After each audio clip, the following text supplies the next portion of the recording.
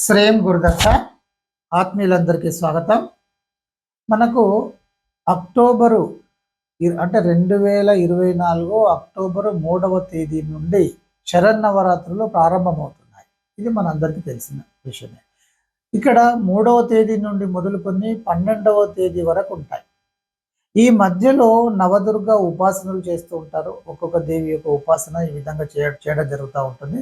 నేను ఈ మంత్రోపదేశాలు 12వ ఇక్కడ 2వ తేదీన ఇవ్వడం జరుగుతుంది. ఎందుకంటే ఈ నవరాత్రులలో ఉధృతంగా చేసేటువంటి వారు ఉంటారు. ఈ నవరాత్రుల వరకే చేసి ఆపేటువంటి వారు ఉంటారు.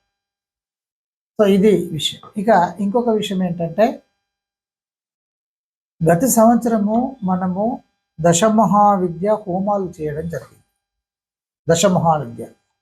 దశమహావిద్యలో 10 కాళీ, తార, భైరవి, చిన్నమస్త ఇలా మనము 10 ఉంటాయి కదా. దశ అంటేనే 10. దశ మహావిద్యలు అంటే దశ మహావిద్యలు, వీటిని మించిన విద్యలు ఉండవు. మహావిద్యలు అంటేనే దశ మహావిద్యలు. సో ఈ దశ మహావిద్యల యొక్క హోమాలు చేయడం జరిగింది. చాలా ఉధృతంగా చేయడం జరిగింది. అయితే గత సంవత్సరం మేము ఎలా చేసాము అంటే, చండీ హోమంతో కలిపి చేసాం. అంటే ప్రతిరోజు చండీ హోమం చేయడం జరిగింది. ప్రతిరోజు 10 రోజులు చండీ హోమము, తర్వాత దశ మహావిద్యల హోమాలు చేయడం జరిగింది. దీనివల్ల ఏంటంటే, పెట్టినటువంటి ఫీజు తక్కువగా ఉండి ఖర్చులు విపరీతంగా పెరిగిపోయినాయి. మా దగ్గర నుండి మళ్ళీ ఎదురు పెట్టుబడి పెట్టాల్సినటువంటి పరిస్థితి. పెట్టుబడి అంటే ఎట్లాగ అవసరం అవుతుంటుంది కదా. మనం ఒక కార్యక్రమం మొదలుపెట్టినప్పుడు అది ఎలా అయినా సరే మనం కొనసాగించాలి చివరి వరకు. అది దైవ కార్యక్రమం.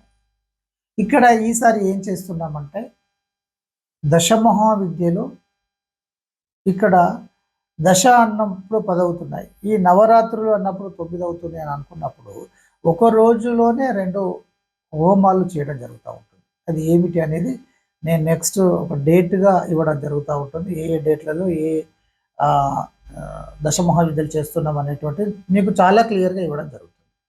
అయితే ఇక్కడ ఈసారి 2 చేస్తున్నాం. ఈ చేసేటువంటి విధానం ఎలా ఉంటుంది అంటే, దశ మహావిద్యలో కాళీ హోమం ఒకటి ఉంటుంది, సంపుటీకరణ హోమం ఒకటి ఉంటుంది. అంటే దశ మహావిద్యలు కలిపి ఒక హోమం ఉంటుంది, చాలా శక్తివంతంగా ఉంటుంది.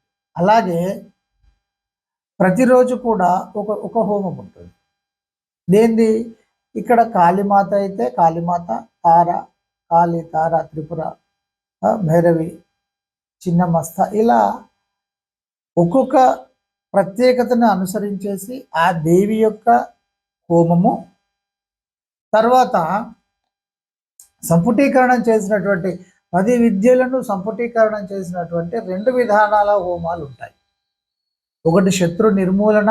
శత్రు అంటే గ్రహస్థితులు బాగుండవు, విపరీతంగా గ్రహస్థితులు బాధ పెడుతున్నవి అని అనుకున్నప్పుడు ఈ సంపుటీకరణం ఈ విధానాన్ని కనుక చేసినట్టయితే చాలా అద్భుతమైనటువంటి ఫలితాలు ఉంటాయి. తర్వాత ఇది చెడు నిర్మూలనకు బాగా సమస్యలు ఉన్నాయి. చెడు అంటే ఏంటండి? సమస్యలు. అది ఏ రకమైనటువంటి సమస్య అయినా కావచ్చు, ప్రయోగ దోషాలు కావచ్చు, చెడు దోషాలు కావచ్చు, ఇక కుట్రలు కుతంత్రాలు కావచ్చు, భూ సమస్యలు కావచ్చు, వివాహ సమస్యలు కావచ్చు. ఇది ఈ సంపుటీకరణలో ఇచ్చే సమస్యను నిర్మూలనము అంటే నెగిటివ్ ఎనర్జీని తొలగించడం ఒక విధానం ఉంటుంది. ఇక రెండవది ఏంటంటే, బలాన్ని మనం తీసుకోవాలి. బలం తీసుకోవడం అంటే గురుబలం ఉండాలి. నక్షత్ర గ్రహ బలం లేదనుకోండి, గ్రహాల యొక్క బలము కనుక లేనట్టయితే, బలం అంటే నీచ స్థితిలో ఉన్నాయి అనుకోండి, అనుకున్న స్థానాలలో లేవు అనుకోండి, జాతకరీత్యా ఉండాల్సినటువంటి విధంగా లేవు అనుకోండి, మన పరిస్థితి ఏంటిది? అది కొంచెం ఎఫెక్ట్ అనేటువంటిది ఖచ్చితంగా పడుతుంది.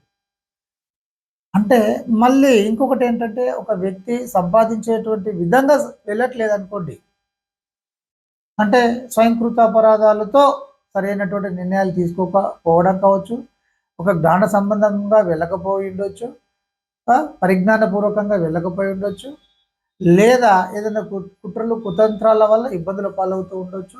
ఇవన్నీ కూడా ఇలా ఉంటాయి. సరైన నిర్ణయాలు కాకుండా ఉండొచ్చు. ఇవన్నీ కూడా ఇబ్బందులు పెడుతూ ఉంటాయి.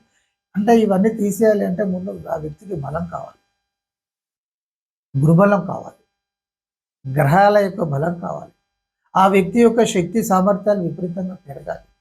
ఐశ్వర్య బలం కావాలి. దీనికి సంబంధించినటువంటి హోమము ఒకటి చేయడం జరుగుతుంది.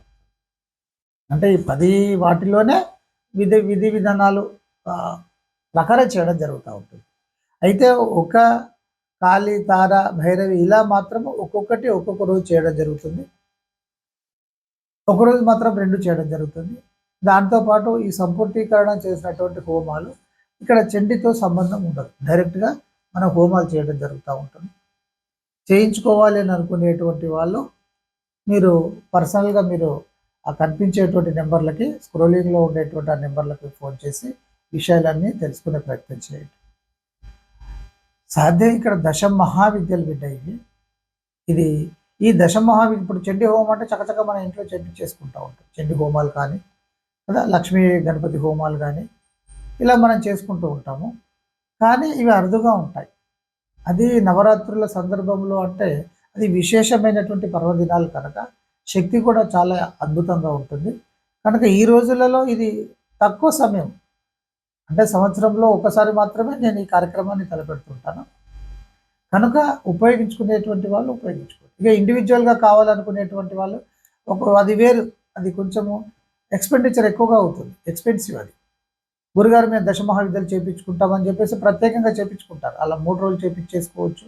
ఒకరోజు కూడా సంపుటీకరణంతో ఉదయం నుండి సాయంత్రం దాకా అలా చేయించేసుకోవచ్చు. ఇలా ఉంటాయి. అది ఎవరికి వాళ్ళు చేయించుకుంటూ ఉంటారు. అది ఎక్స్పెన్సివ్.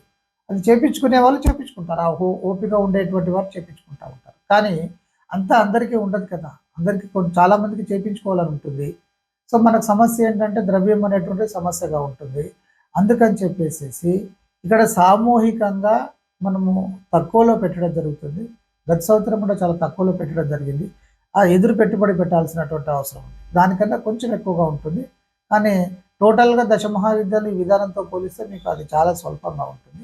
ఏదైనా కూడా మీరు డైరెక్ట్గా ఫోన్ చేసి కనుక్కునేటువంటి ప్రయత్నం చేయండి, ఉపయోగించుకునేటువంటి ప్రయత్నం చేయండి. అందరికీ బ్లెస్సింగ్స్.